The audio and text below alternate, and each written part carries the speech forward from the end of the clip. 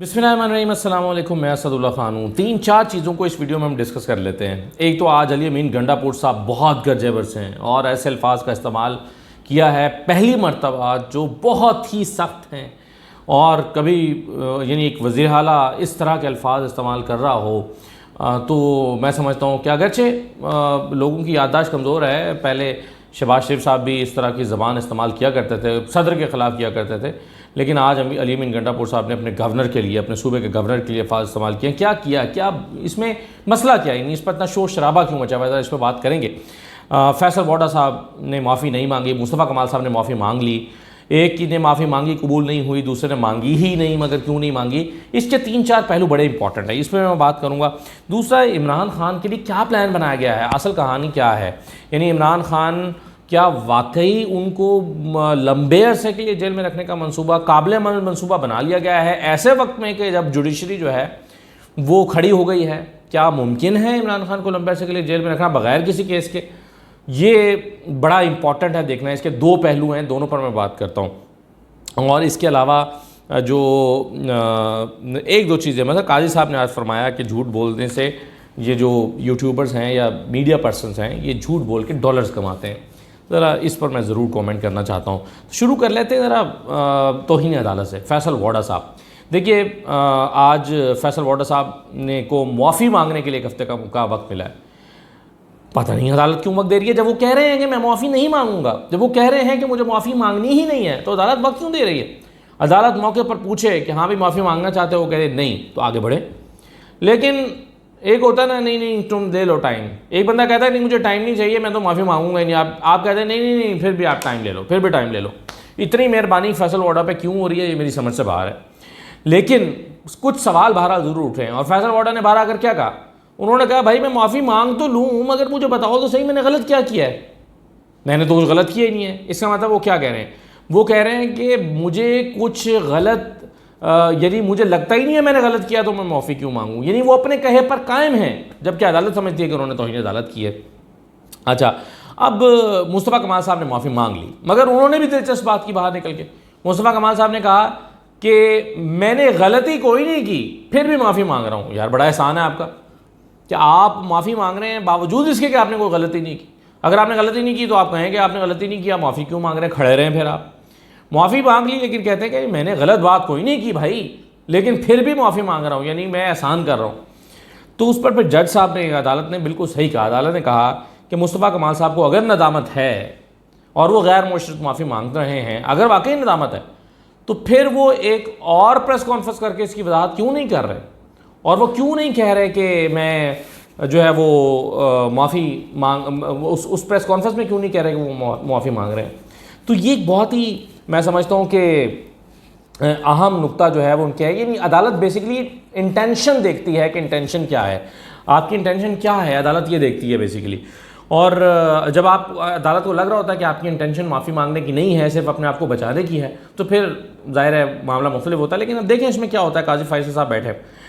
अच्छा, फिर दूसरा, फैसल वाडा साहब का तो मैंने आपको बता दिया कि वो कहते हैं मुझे गलती का, मैंने गलती तो की नहीं है। लेकिन उस पर जो जस्टिस इरफान सादत साहब हैं उन्होंने एक सवाल उठाया। उन्होंने कहा कि वो अगर कहते हैं कि जी मैंने किसी का नाम नहीं लिया या मैंने किसी को कुछ कहा नहीं है, तो उन्होंने तो प्रेस कॉन्फ्रेंस में खुल्ला कहा था कि मैं 2 जजेस के ख़िलाफ़ प्रेस कॉन्फ्रेंस कर रहा हूँ। तो जस्टिस इरफान सादत साहब का ये आर्गूमेंट बिल्कुल ठीक है कि भाई जब आप ये कहते हैं कि मैंने जजेस के खिलाफ तो बातें नहीं की, तो फिर आपने क्यों कहा था कि मैं इन 2 जजेस के खिलाफ ये प्रेस कॉन्फ्रेंस कर रहा हूँ। सुन लीजिए ज़रा उस वक्त फैसल वाडा साहब ने क्या कहा था। मैं बड़ा स्पेसिफिक प्रेस कॉन्फ्रेंस करने के लिए आया हूँ और मैंने अपने प्रेस कॉन्फ्रेंस को बड़ा स्पेसिफिक 2 जजेस बाबर सत्तार साहब और अतर मिन्ना साहब के लिए की है कि मैंने सवाल किया है, 15 दिन हो गए हैं, 19A के तहत मुझे जवाब दें, और जवाब जब आएगा, 15 दिन हो गए, जब बाकी खतूत खिताब हो रहे हैं, इल्ज़ामात लग रहे हैं, इंक्वायरियाँ चल रही हैं, हेयरिंग चल रही है, वहाँ 2 लाइन का जवाब दे दें कि भाई ये रिकॉर्ड है, रिकॉर्ड नंबर रूम नंबर 42 के अंदर जाएंगे तो फाइल नंबर 34 के अंदर ये रिकॉर्ड का हिस्सा है, बात ख़त्म, चैप्टर क्लोज, वक्त दिया, ठीक है। अगर नहीं तो ये जनाब फैसल वाडा साहब ने उस वक्त फरमाया था कि भाई मैं स्पेसिफिक प्रेस कॉन्फ्रेंस 2 जजेस के हवाले से कर रहा हूँ, और अब वो कहते हैं कि मैंने क्या गलत कहा है। तो चलें, तो अदालत तो फैसला करेगी कि क्या गलत कहा है। दूसरा उन्होंने मीडिया को भी, आज अदालत ने मीडिया को भी तौहीन अदालत का नोटिस जारी किया है और वो कहते हैं कि जी मीडिया ने प्रेस कॉन्फ्रेंस क्यों नशर की। अब मीडिया बेचारे की मजबूरी है, मीडिया को भी कहा जाता है कि भाई ये कर रहे हैं तो मीडिया कर देता है, और मीडिया ना करे तो उस पर बेचारे पर अनअनाउंस्ड दबाव, और अगर कर दे तो अदालत का दबाव। तो मीडिया तो अब सैंडविच बन के दरमियान में फंस के रह गया। यानी एक तरफ जो है वो जब इशारा किया जाता है कि भाई फैसल वाउडा साहब प्रेस कॉन्फ्रेंस करेंगे तो लाइनों की लाइनें प्रेस क्लब के बाहर लग जाती हैं उसकी DSNGs की, तो क्या ज़रूरत है किसी की। और जिस दिन फैसल वाउडा साहब ने सेनेट में तकरीर करनी थी और तलाल चौधरी ने और 2-4 और लोगों ने, उस दिन आपको पता है पूरे मीडिया ने, पहले से मीडिया को पता था आज क्या होना है, और पूरे मीडिया ने वो सेनेट का पूरा इजलास लाइव कट किया था, बावजूद इसके कि उसमें बीच में इररेलेवेंट चीज़ें भी कई हो गई जिसमें वक्फा सवालात था, ये था वो था, लेकिन मीडिया बहरहाल कट करके बैठा था कि फैसल वाउडा साहब वो करेंगे, एक यहाँ पर खिताब फरमाएंगे सेनेट के अंदर आज जजेस के ख़िलाफ़, और तलाल चौधरी भी और बाकी लोग भी। तो मीडिया ने कट किया, लाइव कट किया, लेकिन अदालत कह रही है कि नहीं, मीडिया को भी तौहीन अदालत का नोटिस हो गया है जी, पैमरा जारी करे, इनको एक नोटिस जारी करे कि इन्होंने क्यों ये चलाया है, फैसल वाउडा की तकरीर क्यों चलाई या प्रेस कॉन्फ्रेंस क्यों चलाई। तो चले मीडिया के साथ भी हो गया। और ये जनाब इसमें चीज़ें थीं जो आज इस हवाले से तो हुई हैं। अच्छा, दूसरा नुक्ते पर ज़रा आ जाएं और वो है इमरान खान के केसेस के हवाले से। या पहले चले फैसल अली अमीन गंडापुर साहब की बात कर लेते हैं पहले, फिर मैं आ जाता हूँ इमरान खान के ख़िलाफ़ कौन से केसेस बन सकते हैं और उनका कोई मुस्तकबिल होगा या नहीं होगा। लेकिन अली अमीन गंडापुर साहब आज बहुत ही गरजे बरसे हैं फैसल कुंडी साहब पर, गवर्नर पर। क्या कहा है उन्होंने, पहले तो आप सुन लीजिए, फिर मैं आगे बात करता हूँ। हैसियत क्या है तो क्या बातें कर रहे हो, काम की बात करो यार। एक बंदे की हैसियत ही नहीं है कि गंडापुर साहब के साथ मेरी रिश्तेदारी भी है। किसकी रिश्तेदारी है? गवर्नर साहब के। उसे कहो तुम खुद चोर हो, तुम्हारा लीडर चोर है, रिश्तेदारी भाड़ में जाए। मेरी एक पार्टी है, मेरी पार्टी मेरे रिश्तेदार है। मेरी ऐसे किसी बड़े से रिश्तेदारी नहीं है कि जो चोरों के फॉलो करते हैं और खुद चोर हो। मैं रिश्तेदारी को ही नहीं करता हूँ। बाकी वो लिमिट से बार बार निकलता है, वो बार बार मेरा नाम इसलिए लेता है कि मैं उसका नाम लूँ और वो थोड़ा सा टिकटॉक पे आ जाए। और लानती इंसान, तेरा काम क्या है? तू बार बार वज़ीर आला कर रहा है, तेरी हैसियत क्या है? अभी तुझे घरों से निकाल के बाहर रोड में फेंक दूंगा, ये तेरी हैसियत है? इस तरह तो बड़ी बड़ी बातें कर रहा था, अब तू घुस के दिखा के पिया उसमें, वहां से निकाला है। मैं इज्जत के लिए, एक सिस्टम के लिए बर्दाश्त कर रहा हूँ। रोजाना बैठ के 9 मई का मुल्ज़िम, वो तेरे बाप का काम है 9 मई पे। तू मुद्दई भी बना हुआ है, तू जो है गवाह भी बना हुआ है, तू जज बना है। तू कौन है 9 मई पे नाम ले डाला? तू गवर्नर आदमी अपने गवर्नर हाउस पे रहे, उन्हें गाड़ियां भी बंद कर दूंगा, पेट्रोल भी बंद कर दूंगा, तेरा खाना पीना भी बंद कर दूंगा, फिर बैठा होगा रोड के ऊपर, शर्म नहीं आती? अच्छा, पहले तो ये है कि ये रद्दमल क्यों आया, इतना सख्त रद्दमल क्यों आया। एक तो उसकी वजह यह है कि बार बार उनको 9 मई का मुलजिम या मुजरिम कहा जाता है कि जी 9 मई वाले हैं, ये जो वज़ीर आला बन गए हैं 9 मई वाले वज़ीर आला हैं, यानी 9 मई इन्होंने किया और फिर वज़ीर आला बन गए। तो ये बार बार जो कि ताना दिया जाता है। तो और उस पर अली अमीन गंडापुर समेत बहुत सारे लोग इस पर बहुत सख्तियाँ झेल चुके हैं। अली अमीन गंडापुर भी एक बहुत ही मुश्किल टाइम से गुजरे हैं और पार्टी के साथ खड़े रहे, सख्तियाँ भी सही, जो है रूपोशी भी सही, मुकदमात भी सही, बहुत कुछ हुआ उनके साथ। आपने देखा कि और वो शायद जो कुछ हुआ है उसके बारे में वो नहीं बताते कि उनके साथ क्या हुआ है या उसका उन्होंने कभी इजहार नहीं पब्लिकली किया। लेकिन इसके बावजूद उनको 9 मई का मुजरिम कहा जाता है, तो उस पर यह रद्दमल उन्होंने दिया है। लेकिन फिर भी मैं समझता हूँ उसमें जो सख्त अल्फाज का इस्तेमाल है, जिसमें तू का कहना गवर्नर को, तू है कौन, तू के तेरी क्या औकात है और तू कौन है, ये एक तो सख्त बात थी। दूसरा ये कहना कि मैं तेरा पानी बंद कर दूंगा, रोटी बंद कर दूंगा और तेरा जो सड़क पे आ जाएगा, ये सख्त बात थी। और सबसे सख्त बात तो ये थी जब उन्होंने कहा कि लानती इंसान तू है कौन। तो ये लानती इंसान किसी को कहना है तो ये तो हमारे यहाँ गाली के ज़ुमरे में आ जाता, तो ये बहुत सख्त बात थी। मैं समझता हूँ कुंडी साहब को भी टेम्परेचर को नीचे लाना चाहिए और ये कहना बार बार कि ये तो 9 मई वाले हैं, 9 मई वाले हैं।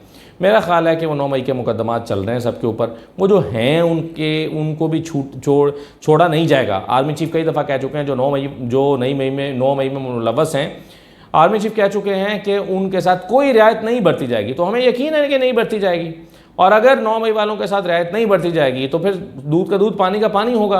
और अगर फैसल अली अमीन गंडापुर उसमें मुजरिम हुए तो उनके खिलाफ भी कार्रवाई होगी, और अगर नहीं हुए तो फिर इसका इंतज़ार करना चाहिए। तो मेरा ख्याल है कि एक तो कुंडी साहब को भी बार बार ये नहीं कहना चाहिए, और दूसरा यह है कि उधर से भी जो अली अमीन गंडापुर साहब हैं, उनको भी मेरा ख्याल है कि अब देखें ना, गंडापुर साहब ने क्या कहा, उन्होंने बिलावल के हवाले से तो और भी सख्त बात की। उन्होंने कहा कि ये फॉर्म चेक कराओ, उसमें इसने क्या लिखा था, अपनी जिन्स क्या लिखी थी, ये ही है या क्या है, ये अल्फाज भी उन्होंने आज बिलावल के लिए इस्तेमाल किए। तो ये तो पर्सनल रिमार्क्स हो गए, ये बिल्कुल अवॉइड हो सकते थे, मैं समझता हूँ। लेकिन बहरहाल हीट जो है वो बहुत बढ़ रही है, उसकी कुछ जिम्मेदारी इस पर अली अमीन गंडापुर साहब पे आयद होती है, और कुछ जिम्मेदारी फैसल कुंडी साहब पे भी आयद होती है। तो टेम्परेचर बहरहाल बहुत ऊपर चला गया। अब आ जाएँ ज़रा इमरान खान के ख़िलाफ़ कैसे। देखें, ये अंसार अब्बासी की स्टोरी आज उन्होंने की है। वो कहते हैं कि जी प्लान पूरा तैयार हो गया, इमरान खान अगरचे केसेस से बहुत तेज़ी के साथ फारिग हो रहे हैं, तो उससे लगता ये है कि इनके केसेस जल्दी ख़त्म हो जाएंगे और रिहा हो जाएंगे। और PTI वालों को उम्मीद हो गई है कि भाई अगर तोशा खाना भी गया, अगर 190 मिलियन पाउंड भी चला गया और साइफर में भी बरियत हो गई, तो पीछे इद्दत रह गया। इद्दत में वैसे ही कुछ नहीं है, एक दफ़ा फैसला महफूज हो गया था, सुनाए जाने ही लगा था, लेकिन चूंकि वो एक ही बचा था तो फिर उसको मैनेज समाओ किया गया और कर के खावर मानिका साहब पहुँचे गए, नहीं जी नहीं, उल्टे सीधे अल्फाज का उन्होंने इस्तेमाल किया और जज साहब उसके दबाव में आ गए। और जज साहब जो हैं वो पता नहीं किसके दबाव में आ गए, खावर मानिका के या किसी और के, मुझे नहीं पता, लेकिन बहरहाल उन्होंने वो फ़ैसला कर दिया और कहा कि मैं फ़ैसला ही नहीं सुनाता। अब वो फ़ैसला महफूज लेकर आए थे और नहीं सुनाया। अब एक इद्दत ही रह गया, तो इद्दत वाले केस में अब क्या होगा, ये एक मामला है। अब उस पर अंसार भाई साहब ने स्टोरी किया कि नहीं जनाब चीज़ें तैयार हैं, तोशा खाना का एक और केस आ रहा है। हालांकि एक ही मामले पर दो केस नहीं बनाए जा सकते। एक मामला तोशा खाना है, उस पर एक केस बना है, उसी में शामिल किया जा सकता है, लेकिन नया केस नहीं बनाया जा सकता। इस तरह तो बंदा देखें ना, अब एक बंदा फ़र्ज़ करें कत्ल करता है, तो कत्ल का बंदा उसको अदालत सजा दे, तो उसी कत्ल का दोबारा केस कर देंगे आप, और फिर उसी कत्ल का तीसरा केस करके दोबारा पकड़ सकते हैं। तो इसीलिए आइन और कानून की मंशा ये है कि एक जुर्म में एक ही केस बच सकता है, और अगर उसमें कुछ नए हक़ाइक़ सामने आए हैं, जैसे तोशा खाना का केस है, उसमें अगर कुछ नए हक़ाइक़ सामने आए हैं तो उसको उसकी ज़िम्मेदारियों में शामिल किया जा सकता है, उसको उसमें ऐड किया जा सकता है। लेकिन ये नहीं है कि एक ही केस में, एक मामले में बार बार केस बनाए जाएँ। लेकिन अंसार भाई साहब ने स्टोरी की है, वो कहते हैं कि तोशा खाना का एक और केस तैयार है जिसमें बुशरा बीबी और इनको दोनों को पकड़ लिया जाएगा। तीसरा वो कहते हैं कि जी जो मुतनाज़ वीडियो शेयर हुई है, मुतनाज़ वीडियो का जो है उसमें भी उन पर केस बनाया जा रहा है। हालांकि ये बात तो तय है कि इमरान खान जेल में, ये बात तो तय है कि इमरान खान अपना ट्विटर अकाउंट इस्तेमाल नहीं कर रहे। हाँ, हो सकता है कि उन्होंने इंस्ट्रक्शन दी हों, लेकिन ये कैसे साबित होगा कि उन्होंने इंस्ट्रक्शन दी हैं या किसी ने उनके अकाउंट का गलत इस्तेमाल किया है। तो अब ये भी केस में बनाया जाएगा। लेकिन इन केसेस से सवाल ये पैदा होता है कि ये जो केसेस बनाए जाएंगे इसमें गिरफ्तार किया जा सकता है, तो जवाब है नहीं। क्यों? क्योंकि पहले जिन केसेस में गिरफ्तार, देखें तोशा खाना का मुकदमा चला था, ट्रायल चला, हुमायूं दिलावर साहब 2-3 महीने तक समाअत करते रहे, तब तक इमरान खान को गिरफ्तार नहीं किया गया। इमरान खान को तब गिरफ्तार किया गया जब ट्रायल हुआ और ट्रायल के बाद सज़ा हुई। तो जब तक ट्रायल नहीं होगा और उसमें सज़ा नहीं हो जाएगी, कैसे गिरफ्तार हो सकते हैं? या तो ये प्लान हो ना कि भाई इद्दत में तब तक रिहा नहीं करेंगे जब तक किसी और का ट्रायल मुकम्मल नहीं हो जाएगा और उसमें सज़ा नहीं हो जाएगी। हाँ, अगर कोई तोशा खाना का या कोई और केस उसका ट्रायल होता है, सज़ा हो जाती है, फिर बेशक इद्दत में रिहाई हो जाए, फिर उसमें पकड़े जाएंगे। लेकिन इस बात का इम्कान नज़र नहीं आ रहा। हमारे बहुत सीनियर कोर्ट कॉरेस्पॉन्डेंट जो साकिब बशीर साहब हैं, हमारे दोस्त हैं, उन्होंने जो ट्वीट किया वो भी ज़रा देख लें। वो कहते हैं कि जी अहम बतौर कोर्ट रिपोर्टर इमरान खान के केसेस को गुज़श्ता 2 साल बड़ी बारीक बीनी से कवर किया है। मेरी राय यह है कि गैर मुअय्यना मुद्दत के लिए इमरान खान को जेल में रखना नामुमकिन है। गैर मुअय्यना मुद्दत के लिए इन्वर्टेड कॉमास में इसलिए लिखा है कि ये अंसार अब्बासी की स्टोरी को का ही जवाब दे रहे हैं, नाम लिए बगैर, तभी उन्होंने इन्वर्टेड कॉमास में इसको लिखा है कि गैर मुअय्यना मुद्दत के लिए इमरान खान को, अब अंसार अब्बासी की स्टोरी थी ना कि इमरान खान को गैर मुअय्यना मुद्दत के लिए जेल में रखने का मंसूबा तैयार, तो अब वो कहते हैं कि जेल में रखना नामुमकिन है, और अब जेल में सिर्फ तब ही इमरान खान को रखा जा सकता है जब कोई ट्रायल मुकम्मल करके सज़ा देंगे, या जिन केसेस के ट्रायल मुकम्मल होकर पहले ही सज़ा हो चुकी है, जैसे कि इद्दत केस है और इस वक्त सिर्फ 190 मिलियन पाउंड केस का ट्रायल तकरीबन 65% से ज़ायद हो चुका है। अगर ये मुकम्मल होकर सज़ा हो तो कुछ अर्सा जेल में रखा जा सकेगा। इसके अलावा ना तो करीब करीब कोई ट्रायल मुकम्मल हो रहा है, ना ही होने की कोई चांस है। रही बात नए केसेस की, तो जितने केसेस बनेंगे ज़मानतें होती जाएंगी, और तोशा खाना तहाइफ के 2 केसेस में इमरान खान को पहले ही सज़ा हो चुकी। अब तोशा खाना तहाइफ पे ये तीसरा केस जो बन रहा है वो एक मामले पर तीसरा केस होने की बुनियाद पर कमज़ोर होगा। अदालतों में बरकरार रखना आसान नहीं होगा। पहले ही चैलेंज हो गया ये वैसे अदालत में कि जनाब एक ही मामले पर 2 केसेस बनाए जा रहे हैं।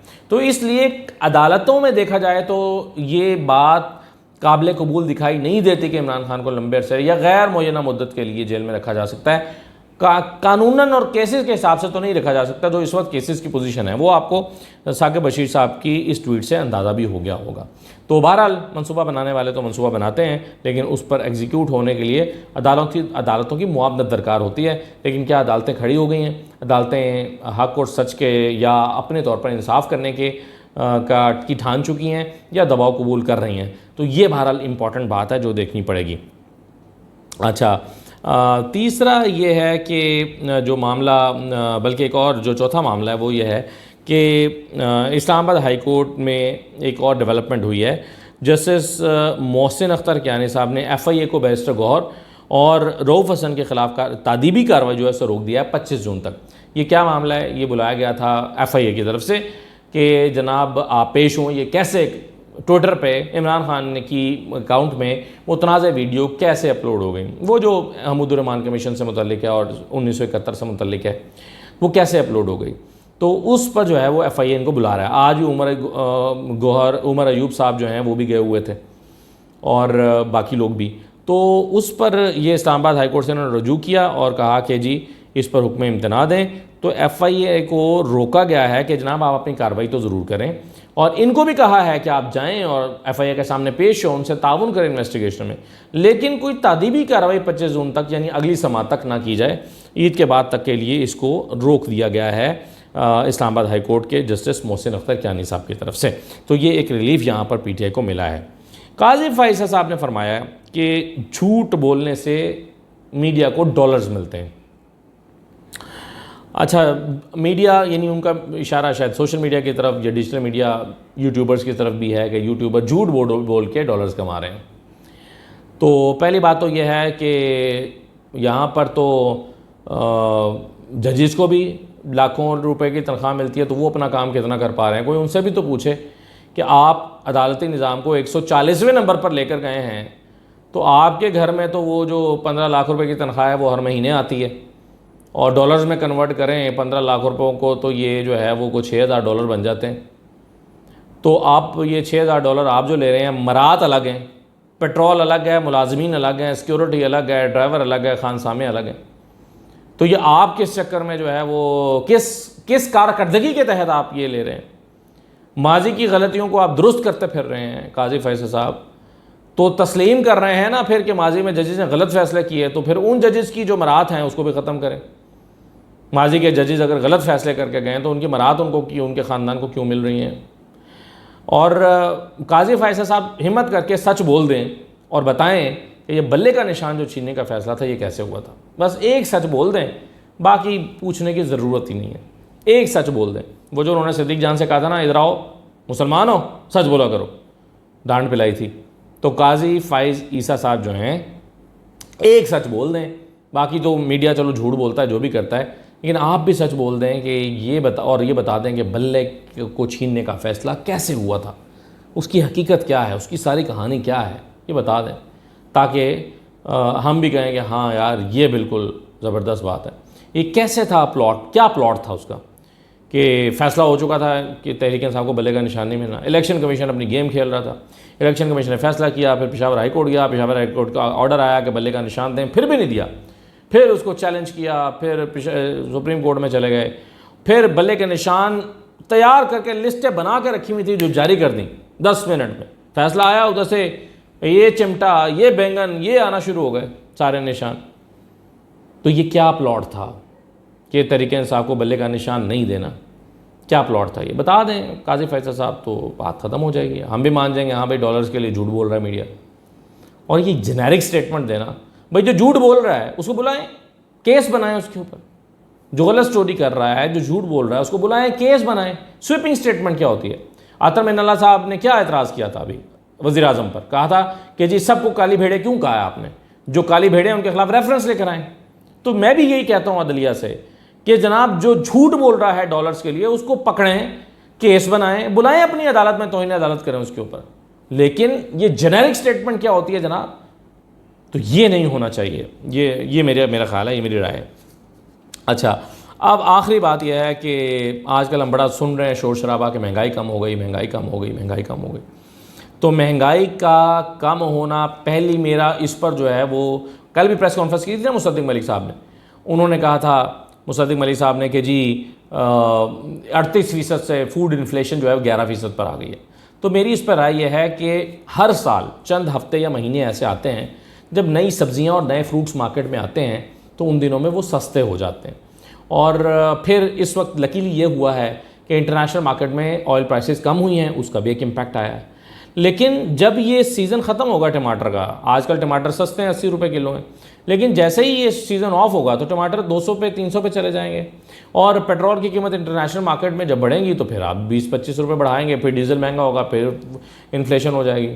तो ये जो आर्जी रिलीफ है ये उसी तरह का रिलीफ है जैसे पीपल्स पार्टी की हुकूमत जब इलेक्शन में उतरने लगी थी तो इन्होंने वो जो IPPs थे उनको पैसे जारी कर दिए 500 अरब रुपया, और कहा कि जनाब ये बिजली लोड शेडिंग ख़त्म कर दो, और कहा कि देखो हम लोड शेडिंग ख़त्म करके 2013 के इलेक्शन में उतर रहे हैं। अगरचे उसका इम्पैक्ट कोई नहीं हुआ, यानी इलेक्शन की सूरत में कोई फ़ायदा नहीं हुआ पीपल्स पार्टी को, लेकिन ये गिमिक्स उन्होंने खेली थी। ये इसी तरह महंगाई भी कम हुई है। अब आज ही की खबर है कि बिजली की जो है वो 1.9 रुपये महंगी हो गई है, यानी 1 रुपये 90 पैसे महंगी हो गई है। और 4 दिन पहले जब यकुम को पेट्रोल की कीमत 5 रुपये, पौने 5 रुपये सस्ती हुई थी, तो उस दिन भी बिजली 4.5 रुपये महंगी हुई थी। आज फिर 1 रुपये 90 पैसे महंगी कर दी गई है। तो ये किस किस्म की महंगाई में कमी है कि बिजली मुसलसल महंगी हो रही है और बावजूद इसके कि पेट्रोल इंटरनेशनल मार्केट में नीचे आया है। तो ये दावा मुझे तो हकीकत के करीब दिखाई नहीं देता। कुछ और बातें अतर मिनल्ला साहब का जो है ना वो मैं अगली वीडियो में करूँगा। अतर मिनल्ला साहब का जो इख्तलाफी नोट आया है वो बड़ा पढ़ने से ताल्लुक़ रखता है, जिसमें वो 4 एक का जो फैसला आया था ना कि जिसमें लाइव स्ट्रीमिंग की इजाज़त ना मिलने वाला, जो काजी फैसल साहब और 4 जजेस ने कहा था कि लाइव स्ट्रीमिंग की इजाज़त नहीं दी जा सकती। फिर उसका तहरीरी फैसला जारी हुआ था कि इसलिए नहीं दी जा सकती क्योंकि इमरान खान के बारे में खदशा था कि ये पॉलिटिकल बात करेंगे, सियासी बात करेंगे। अब उस पर जो है वो तहरीरी फैसला अतर मिनल्ला साहब ने इख्तलाफी नोट जारी किया है इमरान खान के बारे में, जिसमें वो कहते हैं कि जी करोड़ों लोग उनके फॉलोअर्स हैं और ये कोई आम आदमी नहीं है। अतर मिनल्ला साहब ने ये लिखा है। तो उस इख्तलाफी नोट के बारे में ज़रा मैं अगली वीडियो में आपसे तफसील से बात करता हूँ। अभी इजाज़त दीजिए, अल्लाह हाफ़िज़।